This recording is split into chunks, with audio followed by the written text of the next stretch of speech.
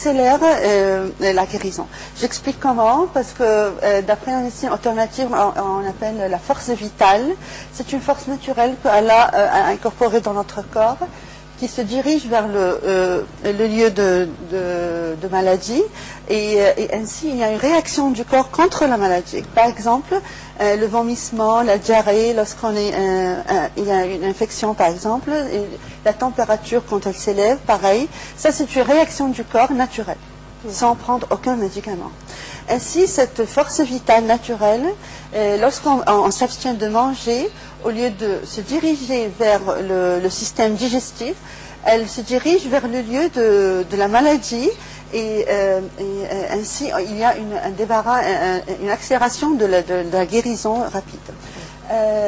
Toutes les glandes lymphatiques, le foie, les poumons, etc., ils jouent un rôle dans la détoxification du corps.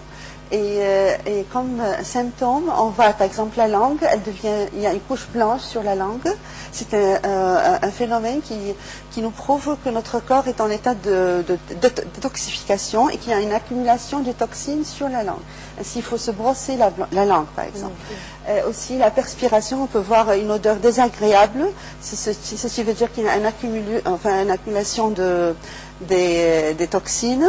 Et même, il y a quelque chose de génial qui se passe, c'est qu'il y a des toxines qui sont stockées dans les graisses. Et lorsque le corps il se prive de sources d'énergie externe, alors il puise son énergie de la graisse. Ça c'est naturel, tout le monde est au courant. Mais là j'ajoute quelque chose d'intéressant, c'est qu'à l'intérieur subhanallah, de la graisse, et on va visualiser la graisse comme quelque chose de rond par exemple, l'adipose tissue qu'on appelle, à l'intérieur même il y a des toxines et des métaux lourds. Les dernières recherches ont prouvé qu'ils sont stockés à l'intérieur de la graisse. Alors lorsqu'on puise cette graisse comme source d'énergie pour le corps, toutes les toxines sont libérées au point qu'ils ont mesuré la DDT, c'est un insecticide, dans l'urine de la personne qui jeûne. Et ainsi, on prouve comment, durant le jeûne, c'est une cure naturelle du corps, une détoxification du corps. Il faut vraiment, même l'animal, subhanallah, d'après l'instinct, il s'abstient de manger quand il est malade. C'est même pour les animaux, pas uniquement pour les personnes. L'animal, par l'instinct, il refuse de manger lorsqu'il est malade. On peut continuer ce point sur comment se débarrasser de tout ce qui est toxique dans le corps, mais juste après quand on regarde un petit reportage qui a été préparé par Perihan Farou sur, bon, il y a une parole du prophète qui dit « jeûnez et vous acquérez la santé ». Absolument. Oui, tout à fait. Après presque 15 siècles, des recherches scientifiques ont montré que le jeûne du Ramadan a des effets bénéfiques sur la santé. Ça sera notre sujet de ce reportage qu'on va regarder tout de suite avec Perihan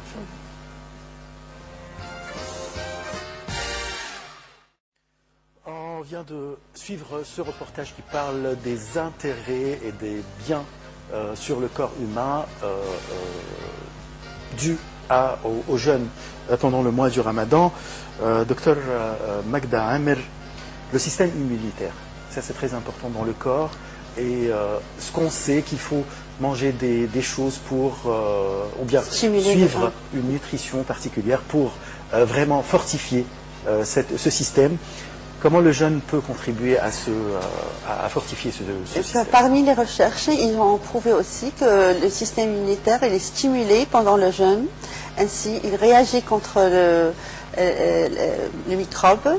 Et la preuve, c'est que les cellules B, les cellules T et natural killers, ce sont des cellules défensives on dit de premier degré, enfin, contre les microbes. Ils ont augmenté en tant que pourcentage après le jeûne.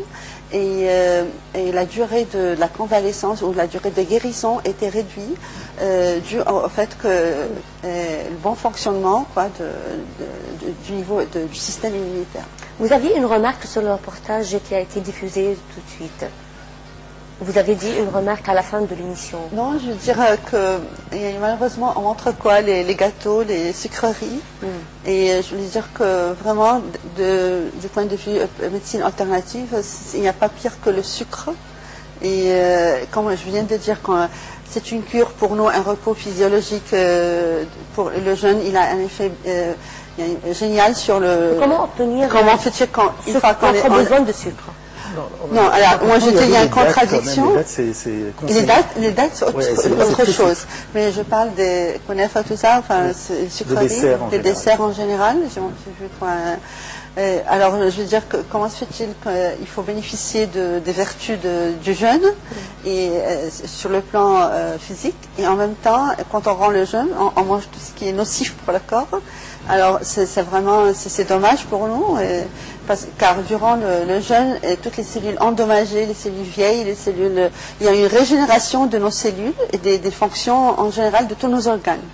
Alors, c'est une opportunité pour nous pour vraiment être en forme. Et puis, malheureusement, on tombe malade à la fin du ramadan parce qu'on n'a pas suivi les conseils prophétiques. Et puis, surtout, il faut avoir recours au sucre, aux dates, à tout ce qui est naturel, et tout ce qui est surtout le pain complet, les céréales complètes, enfin tout ce qui est nutritif pour le corps et une alimentation équilibrée surtout. Docteur Magda Amer, comme je dis dans l'introduction, que la personne qui jeûne doit purifier son corps et son esprit. On parle un peu de l'esprit, et comme nous avons parlé la semaine passée de la programmation neurolinguistique, on veut parler de l'influence du jeûne sur l'esprit de la personne. Il y a quelques-uns qui deviennent plus paisibles pendant le mois de Ramadan, mais il y en a beaucoup qui deviennent plus nerveux. Quels sont les conseils que vous donnez à la personne qui jeûne pour qu'elle soit plus paisible et plus calme pendant le mois de Ramadan? J'aime bien votre question parce que beaucoup de gens pensent que le jeûne, c'est-à-dire s'abstenir de manger, de boire et de relations sexuelles, etc. Mais en fait, c'est pas le véritable jeûne. On dit siyam khusus al-khusus, c'est-à-dire c'est un jeûne qui purifie le cœur, les sens, tous les sens, la langue, l'huile, enfin tous les membres. Et en même temps, c'est un jeûne de l'esprit aussi, de notre cerveau, de nos pensées, et le jeûne de notre cœur, de comment pardonner, enfin c'est un général. Alors là, je dis que la faim et la soif ne justifient pas le fait que les gens se mettent en colère. Ça, j'accepte pas qu'ils disent voilà parce que je jeûne, non. Parce que le prophète il a incité à, lorsqu'on est venu le voir, quel est vraiment donnez-nous un conseil précieux. Il a dit ne vous mettez jamais en colère. Et comme on l'a cité du point de vue NLP, que lorsqu'on se comporte d'une certaine façon, et puis on la répète, à force de la répéter avec des émotions négatives, si on le peut dire, c'est une programmation sur le niveau du subconscient, et à force de la répéter, ça devient en nous une partie de notre comportement spontané. On peut parler un peu parler en détail, mais après le reportage préparé par notre collègue Rim Hatem sur ce sujet et comment le jeûne peut nous aider à appliquer le changement dans notre comportement. Un reportage signé Rim Hatem.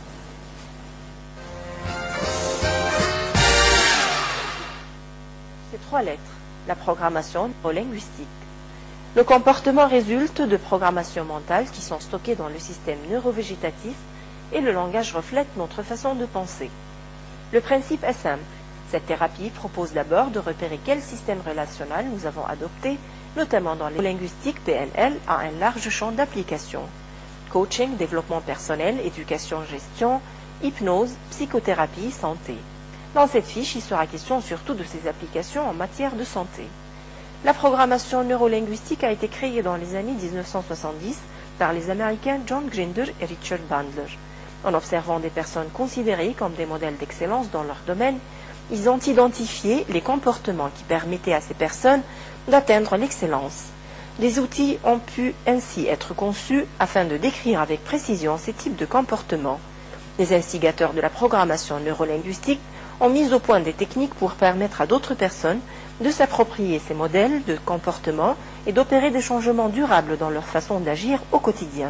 La programmation neurolinguistique utilise toutes sortes de techniques similaires, dissociation et recadrage, pour aider à modifier des comportements ou des attitudes. Depuis des années, on l'emploie dans l'optimisation des performances, que ce soit en sport, en vente, en gestion ou en relations humaines, en psychothérapie, ainsi que dans le traitement des comportements compulsifs et des phobies. La programmation neurolinguistique se préoccupe avant tout du comment faire pour que ça fonctionne bien, plutôt que du pourquoi ça ne fonctionne pas. L'approche est basée au départ sur la communication avec les autres et avec soi-même. Elle propose de reconnaître les comportements que l'on adopte lorsque l'on communique, puis d'y apporter des modifications si on le désire. Voici 2 exemples qui illustrent la façon de faire de la programmation neurolinguistique. Le premier décrit une technique qui permet de mieux comprendre les modes de communication. Le second présente un des outils que la programmation neurolinguistique propose pour instaurer des changements durables. Par exemple, la position des yeux, elle permettrait de savoir dans quel mode de pensée on se trouve. En décodant des signes associés à des dizaines d'autres, la programmation neurolinguistique permet de mieux comprendre ses propres processus de communication et d'enrichir sa compréhension de ce que les autres communiquent verbalement et non verbalement. Pour le second exemple, l'ancrage. L'être humain relie inconsciemment de multiples sensations emmagasinées dans la mémoire. Grâce notamment à l'ancrage, la programmation neurolinguistique permet d'associer des sensations ou des sentiments qui, en certaines circonstances, font la force de chacun, calme, détermination, patience et courage, à un point particulier du corps. Négocier, apprendre, former, communiquer, changer, choisir, diriger et se diriger, se connaître, autant de processus et d'apprentissage que chacun de nous peut améliorer grâce à la pratique de la PNL, mode d'emploi du cerveau. La PNL, programmation neurolinguistique, est vraiment une modélisation de l'excellence et une éducation du cerveau.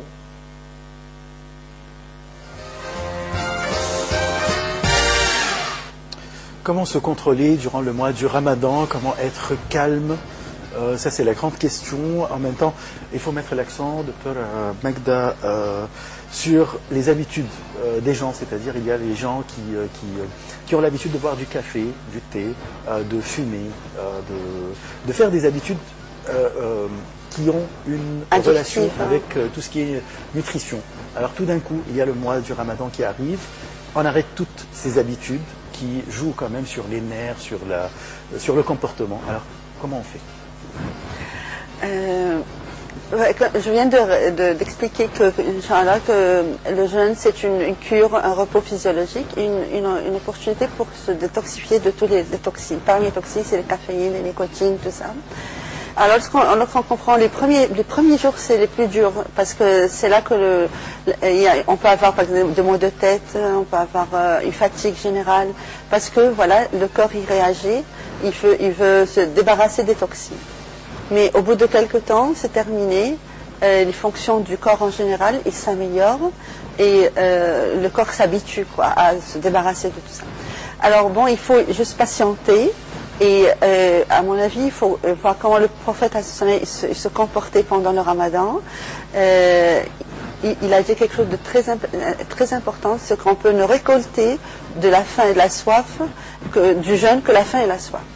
C'est-à-dire, si vraiment c'est pas tout un comportement de avec les gens, la communication avec les autres, le résultat, c'est qu'on n'a pas de mérite du jeûne. Oui, mais la technique d'améliorer notre comportement, comment le faire? D'abord, le prophète c'est pas maintenant. C'est pas un bouton. Ah, c'est pas un bouton. C'est pas un bouton. Comment on fait? Oui, mais le prophète il nous a donné une technique simple, et puis j'interprète la méthode de General LP, comment on voit cette technique. C'est innama al-hilm bit-tahallum.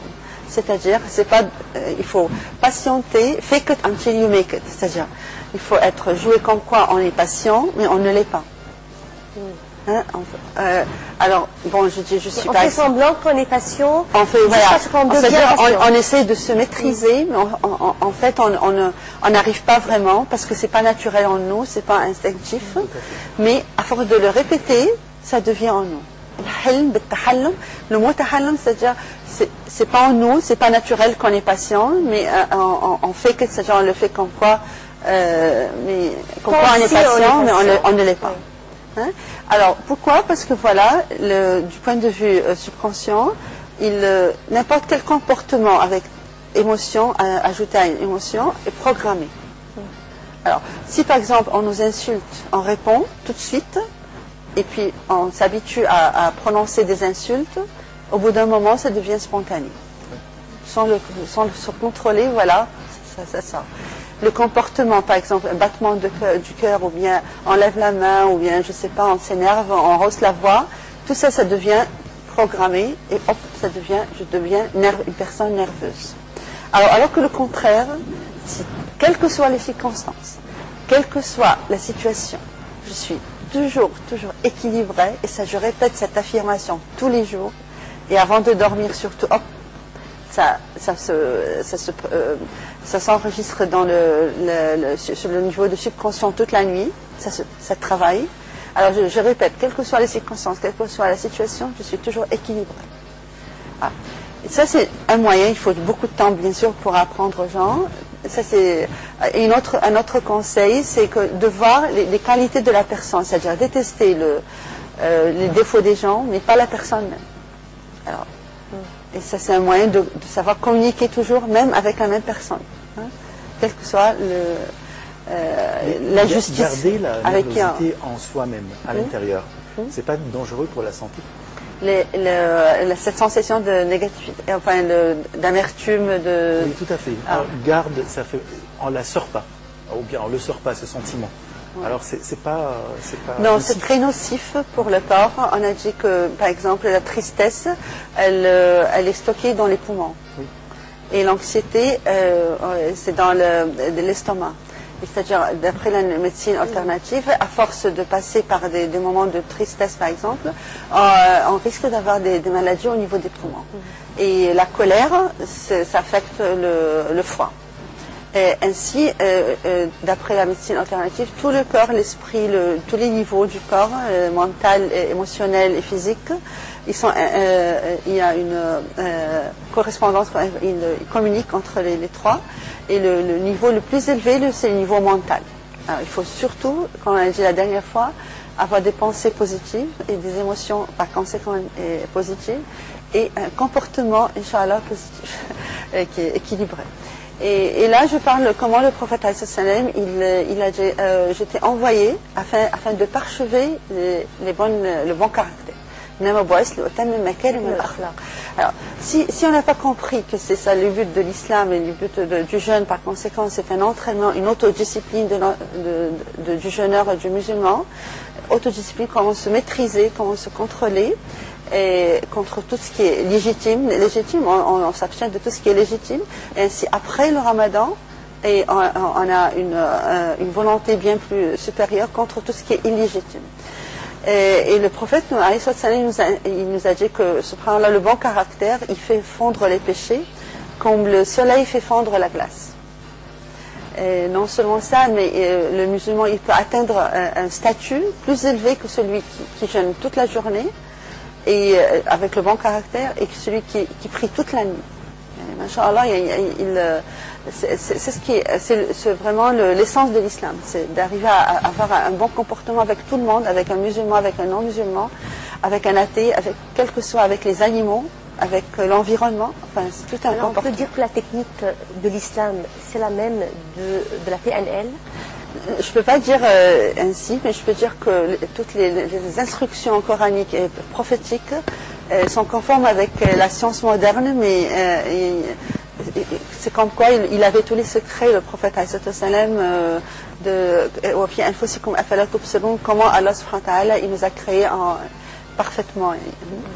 Et ainsi, un bon comportement, il arrive à un moment, le prophète de se comporter même très bien, gentiment, avec bienveillance avec celui qui nous a été injuste.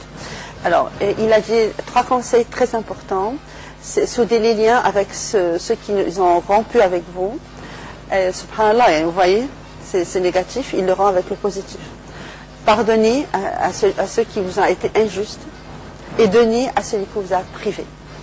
Ainsi, c'est positif, on voit qu'un comportement positif, quelles que soient les circonstances, subhanallah, d'après la NLP, quelles que soient les situations, quelles que soient les injustices à laquelle on fait face. Avec ces beaux conseils que vous venez de mentionner avec les paroles du prophète Mohamed, Dr Magda Amer, vous êtes spécialiste en neurolinguistique et responsable de la programmation de neurolinguistique. Je vous remercie beaucoup pour tous ces éclaircissements. Merci docteur Magda Amer, merci d'être venu, merci Ashraf pour cette édition de Bonjour l'Égypte. Je remercie mes chers téléspectateurs. Rendez-vous demain avec une autre équipe et une autre édition de Bonjour l'Égypte.